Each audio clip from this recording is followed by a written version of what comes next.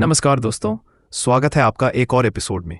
आज हम बात करने जा रहे हैं एक बड़े भू राजनीतिक और आर्थिक घटनाक्रम की, डोनाल्ड ट्रंप की नई टैरिफ धमकी ब्रिक्स देशों के खिलाफ।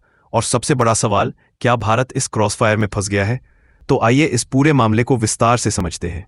हाल ही में अमेरिका के पूर्व राष्ट्रपति डोनाल्ड ट्रंप ने चेतावनी दी है कि जो भी देश ब्रिक्स के तथाकथित एंटी अमेरिकन नीतियों का समर्थन करेगा, उस पर 10% अतिरिक्त टैरिफ लगाया जाएगा।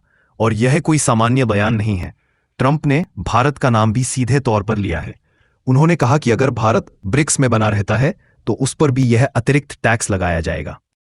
अब सवाल यह है, ट्रंप ऐसा क्यों कर रहे हैं? उनका मानना है कि ब्रिक्स को इसीलिए बनाया गया है कि अमेरिका को कमजोर किया जा सके और अमेरिकी डॉलर की जगह कोई और करेंसी वैश्विक मानक बन जाए। उनका शब्दों में, अगर डॉलर की वैश्विक स्थिति चली गई तो यह किसी बड़े युद्ध को हारने जैसा होगा। और वो ये भी कह चुके हैं, डॉलर राजा है और हम उसे राजा बनाए रखेंगे। इसके साथ ही उन्होंने अगस्त 1 की डेडलाइन दी है। अगर देशों ने अमेरिका से नया व्यापार समझौता नहीं किया तो टैरिफ लगेंगे, बिना किसी एक्सटेंशन के। तो चलिए अब समझते हैं ब्रिक्स है क्या। शुरू में इसमें 5 देश थे, ब्राजील, रूस, भारत, चीन और साउथ अफ्रीका। लेकिन अब यह समूह और भी बड़ा हो गया है। इसमें अब शामिल हैं इजिप्ट, इथियोपिया, ईरान, सऊदी अरब, यूएई और इंडोनेशिया। जनवरी 2025 में नाइजीरिया भी पार्टनर बना।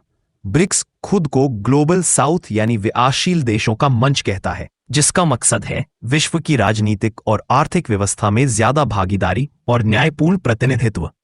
लेकिन ध्यान देने वाली बात यह है, ब्रिक्स ने कभी भी अमेरिका से सीधी टक्कर लेने की बात नहीं कही। चीन की विदेश मंत्रालय के प्रवक्ता माओ निंग ने कहा, ट्रेड वॉर में कोई जीतता नहीं है, प्रोटेक्शनिज्म का कोई भविष्य नहीं है।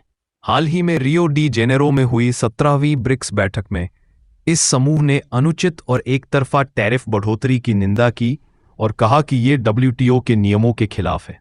ब्राजील के राष्ट्रपति लूला ने ट्रंप पर कटाक्ष करते हुए कहा, दुनिया को एक सम्राट नहीं चाहिए जो इंटरनेट पर आकर धमकियां दे। साउथ अफ्रीका के राष्ट्रपति रामाफोसा ने कहा कि दुनिया में कई शक्ति केंद्र उभर रहे हैं और इसे नकारात्मक नहीं, सकारात्मक रूप में देखना चाहिए।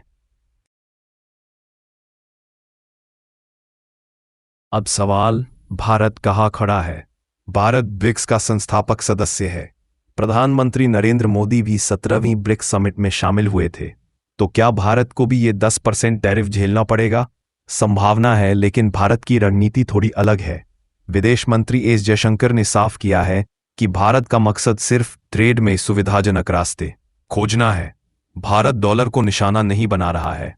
आरबीआई के पूर्व गवर्नर शक्तिकांत दास ने भी कहा कि भारत डी डॉलराइजेशन नहीं बल्कि डी रिस्किंग की कोशिश कर रहा है, मतलब व्यापार को ज्यादा सुरक्षित और विविधतापूर्ण बनाना। क्योंकि भारत भी नहीं चाहता कि चीनी युआन पूरी दुनिया में डॉलर की जगह ले ले। नाइजीरिया जैसे नए ब्रिक्स देशों ने भी सावधानी की सलाह दी है। उनका मानना है कि अमेरिका के साथ व्यापार बना रहना चाहिए और साथ ही ब्रिक्स से भी लाभ उठाना चाहिए। लेकिन ट्रंप की नीतियां अक्सर अप्रत्याशित होती हैं और यही सबसे बड़ी चुनौती है।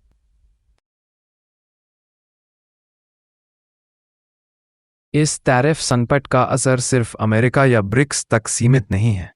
इसका असर पूरी वैश्विक अर्थव्यवस्था पर पड़ सकता है।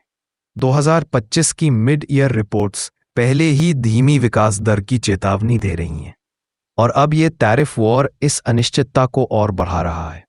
इंडोनेशिया जैसे देश की आर्थिक ग्रोथ की भविष्यवाणियां OECD, IMF और वर्ल्ड बैंक ने घटा दी है और इसकी एक वजह ट्रंप की टैरिफ धमकी मानी जा रही है।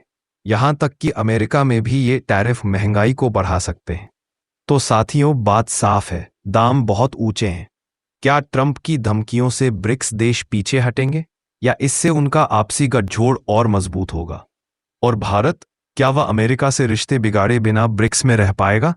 यह एक डिप्लोमेटिक बैलेंसिंग एक्ट है और भारत को काफी सोच समझकर हर कदम उठाना होगा।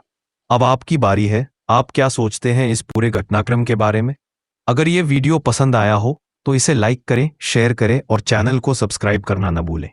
फिर मिलेंगे एक और नए, जरूरी और गहराई वाले विश्लेषण के साथ। धन्यवाद।